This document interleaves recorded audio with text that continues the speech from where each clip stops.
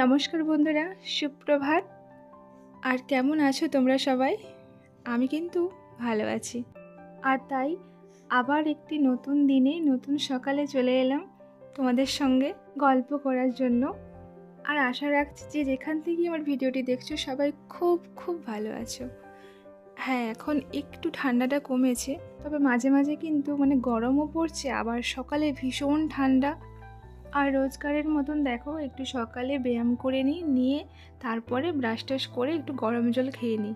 আর আজকেও সেটা অন্যথা হলো না, তো গরম জল খেয়ে চলে এসেছিলাম বিছানা গোছাতে। আর ছেলে ঘুমিয়ে থাকে, তার জন্য একটু লেট হয়, ওটা তোমরা সবাই জেনে গেছো। যেহেতু আমার ডেলি ব্লগে দেখো, ডেলি ব্লগ হয়ে দিতে পারি না, তবে একদিন ছাড়া করে হলেও ওই একই রুটিন, একই কাজ। তবে সময়টা কিন্তু এক নয়, যে সময়টা চলে যাচ্ছে সে সময়টা তো পেরিয়ে যাচ্ছে, আবার নতুন করে আবার নতুন একটা সূচনা হয়। আর আমাদের সূচনাটা হয় সম্পর্ক দিয়ে, যেখানে কিনা আত্মার সঙ্গে আত্মার মিল না হলে নাকি আত্মীয়তা হয় না।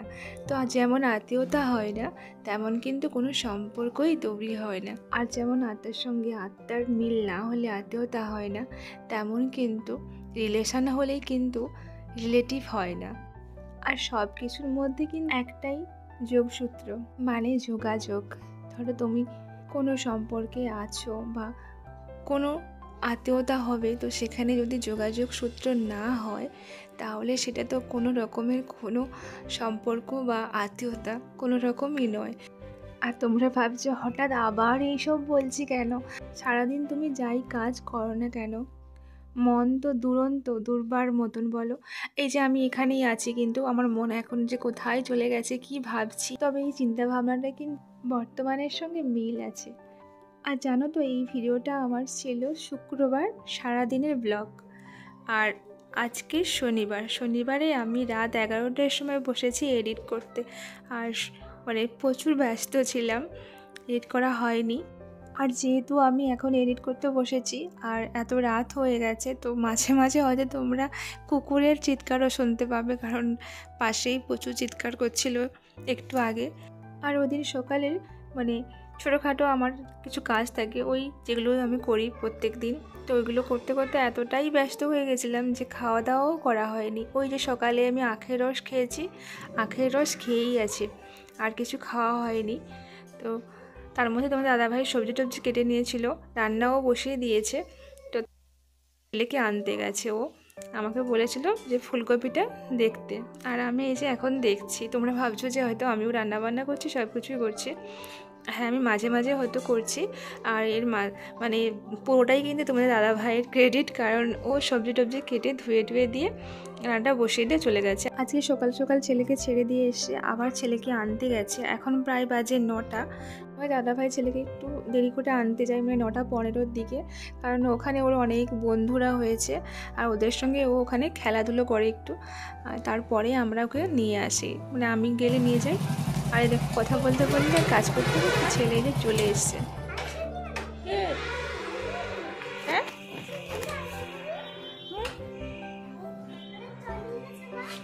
আর রাস্তা থেকে এখনও ঘরের মধ্যে ঢোকেনি, আর শুরু করে দিয়েছে যে এখনও আসেনি দিদা, কেন আসেনি এখনও, কেন জানো, কালকের মা ফোন করেছিল ওকে, আর ছেলেকে বলেছে যে আজকে নাকি তোর দিদা আসবে। আর ছেলেকে যাই বলো না কেন, ওর কিন্তু সব কিছু মনে থাকে, আর সকাল থেকেই সেই শুরু হয়ে গেছে যে দিদা এখনও আসেনি। তো আমাকে সকালবেলা বলেছিল যে দিদা কখন আসবে, তো তারপরে বলে চলে গেছে। আমি বলছি আসবে, আবার এসেই স্কুল থেকে জিজ্ঞেস করে নিল যে দিদা আসেনি এখনও।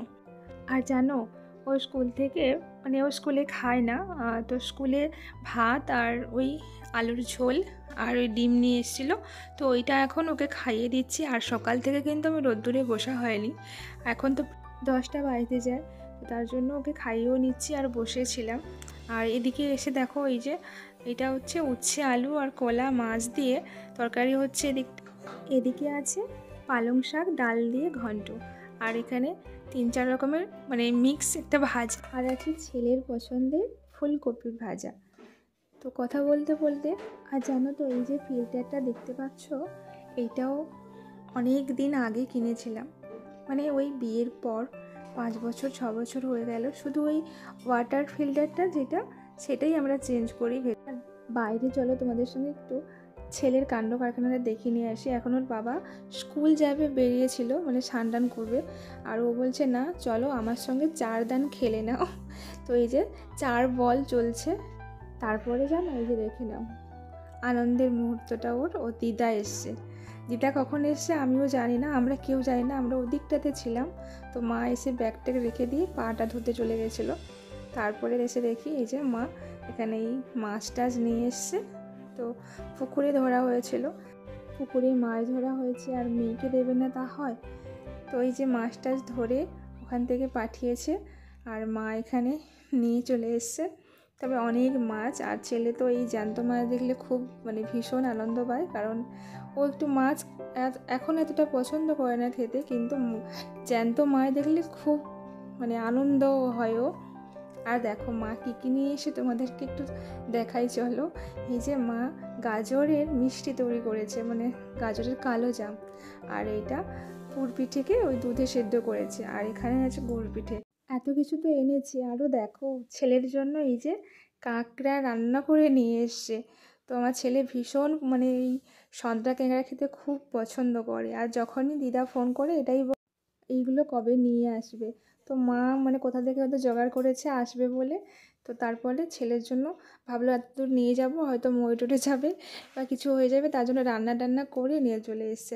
আর ওই যে পিঠেগুলো নিয়ে এসেছিলো, তোমার দাদাভাই তো এক্ষুনি স্কুল যাবে বেরিয়েছিল, তবে মা এগুলো নিয়ে এসে দেখে ও আবার বললো এতগুলো যখন নিয়ে এসছি তবু আমি আমার স্কুলের স্যারেদের জন্যও নিয়ে চলে যাই, তো সবাই খেয়ে নেবে, কারণ মা এরকম নিয়ে আসে অনেক সময়, আর তোমাদের দাদাভাই সেগুলো স্কুলে নিয়ে যায়, আর স্যারেরা কিন্তু খুব পছন্দ করে এগুলো।